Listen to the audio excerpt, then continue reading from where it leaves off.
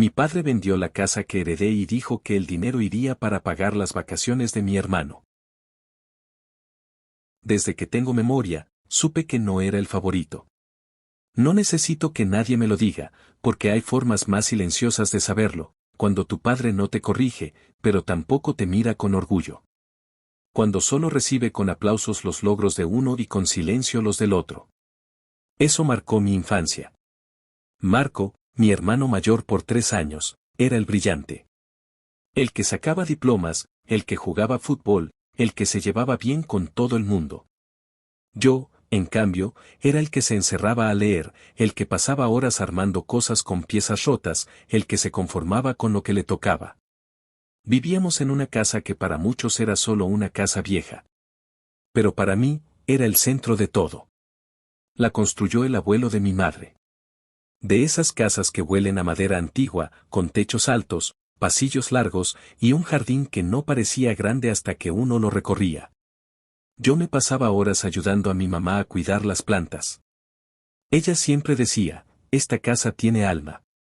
Y te eligió a ti para cuidarla. Esa frase quedó grabada en mí. Cuando mamá enfermó, yo fui quien la acompañó.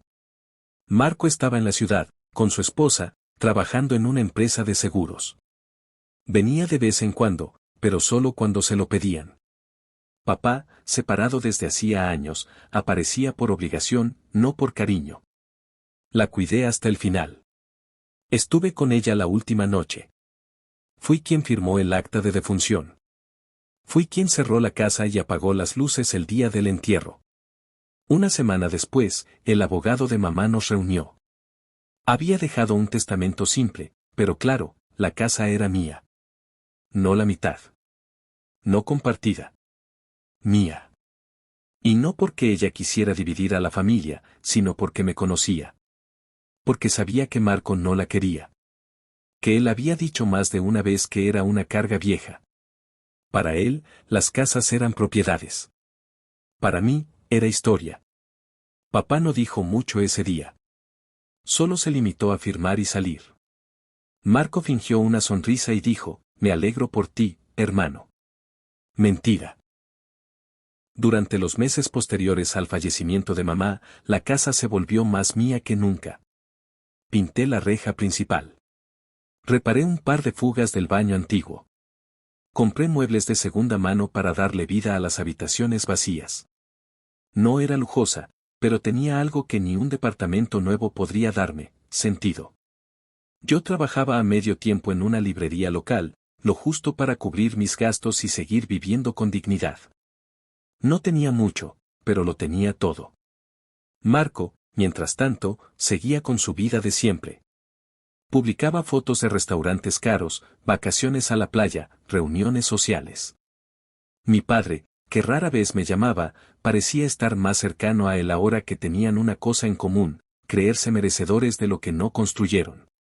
Lo que me parecía curioso era que cada vez que papá me llamaba, porque ocasionalmente lo hacía, el tema era la casa. ¿Has pensado en venderla? Me preguntó una vez, sin disimular. No, le respondí. Esta casa no se vende. Podrías usar ese dinero para invertir, mudarte a algo más cómodo. No necesito comodidad. Necesito raíces. Hubo un silencio incómodo, como si le hablara en un idioma que no entendía. Cortó la llamada pronto. A los días, Marco me escribió por WhatsApp. ¿No crees que estás desperdiciando esa casa? Sería mejor para todos si le sacaras provecho. Le respondí con una sola línea. No es para todos. Es mía. Desde ahí, las cosas se volvieron más distantes. No recibí más llamadas. No hubo más visitas. Me pareció extraño, pero lo agradecí. Hasta que un viernes, sin aviso, mi padre tocó la puerta. Necesito hablar contigo, dijo, sin rodeos. Pensé que algo grave había pasado. Lo invité a pasar. Se sentó en el comedor, como si fuera dueño del lugar. Cruzó los brazos y soltó la bomba. Vendí la casa. No entendí. ¿Qué dijiste? Vendí esta casa. Ya está firmado. El comprador transfirió el dinero esta semana. Me quedé sin palabras. No era posible. Legalmente, la casa estaba a mi nombre. Tenía los documentos, el testamento, todo. Eso no es posible. Es mía. Mamá lo dejó por escrito. Entonces, con la frialdad de un notario, me explicó. Sí, pero el testamento no fue formalizado ante notario. Legalmente, todavía figuraba como propiedad común de tu madre y mía. Y yo ejercí mi derecho. El abogado revisó todo. No hiciste el proceso correctamente. Yo sabía que no había hecho el proceso notarial. Me confié. Mamá me había dicho que estaba todo en regla. Yo le creí. No supe que bastaba una omisión así para que me quitaran todo. Pero lo peor no fue eso. Lo peor vino después. ¿Y el dinero? Pregunté, tratando de no gritar.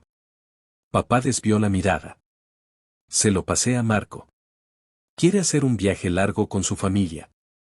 Ya sabes, recorrer Europa, Asia, empezar de nuevo. Tú ya viviste aquí gratis mucho tiempo. Pensé que sería justo.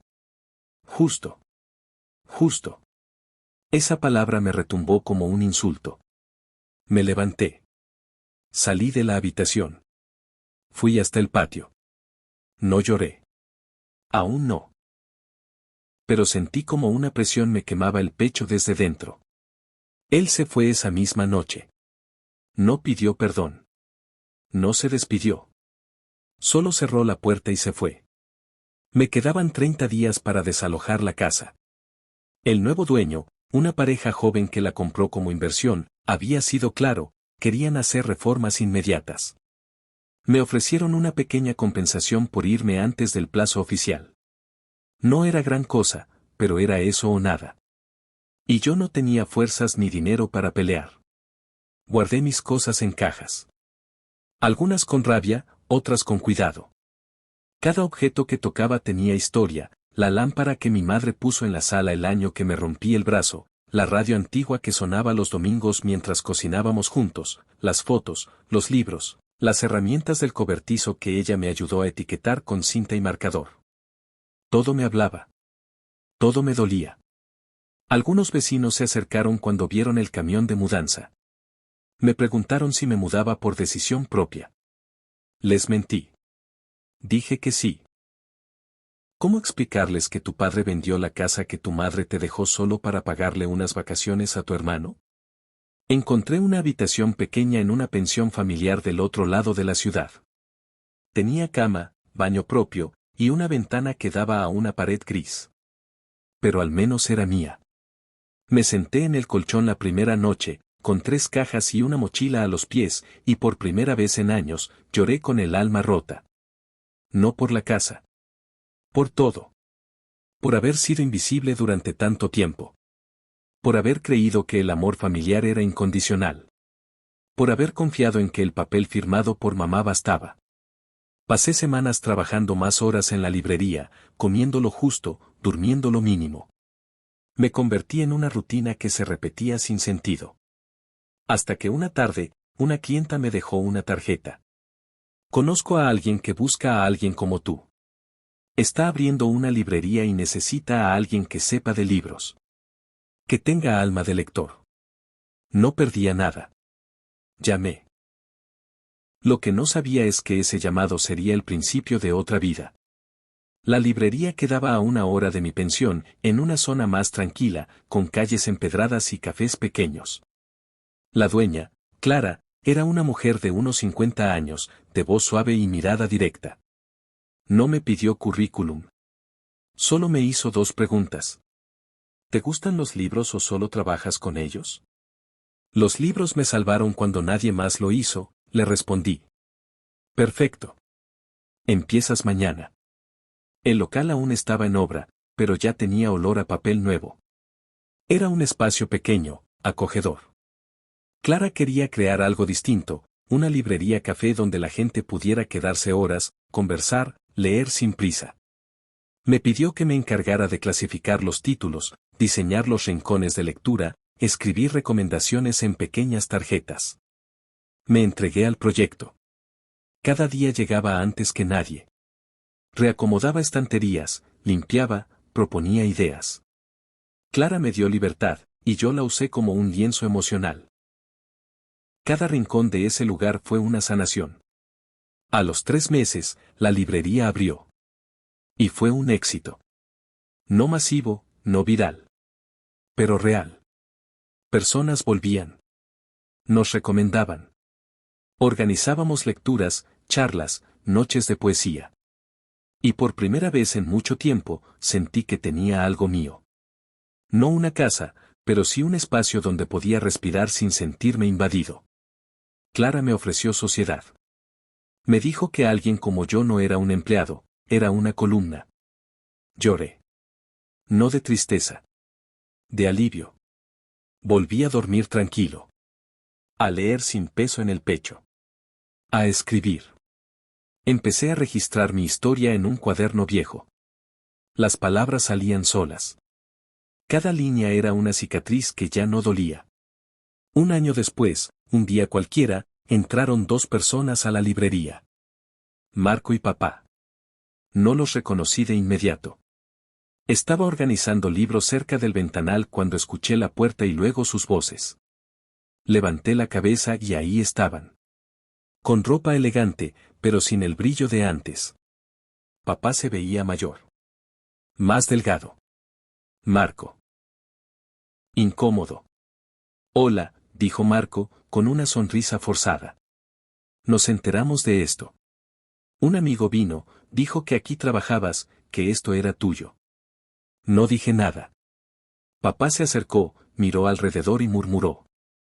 Está, muy bonito. Tu madre estaría orgullosa. No respondí. Mira, hijo, comenzó. Lo que pasó, sé que estuvo mal. Fue todo rápido. Yo pensé que tú podrías empezar de nuevo. ¿Con qué? Le interrumpí. ¿Con las cajas? ¿Con la dignidad aplastada? ¿Con el silencio que dejaron cuando se fueron sin mirar atrás? Silencio.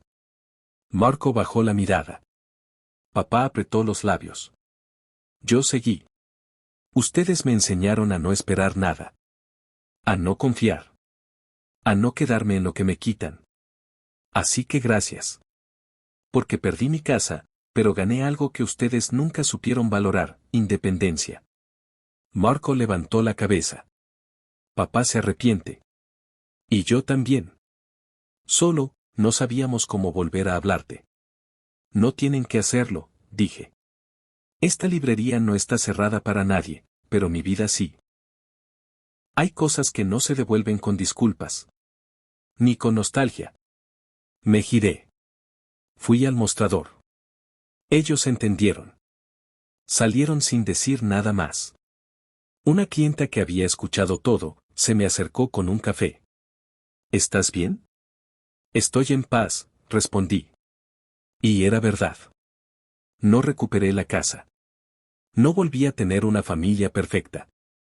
Pero había recuperado algo más importante, a mí mismo. Y cada vez que alguien entra a mi librería buscando refugio entre páginas, sé que no todo lo que se pierde es derrota. A veces, es simplemente el precio de ser libre.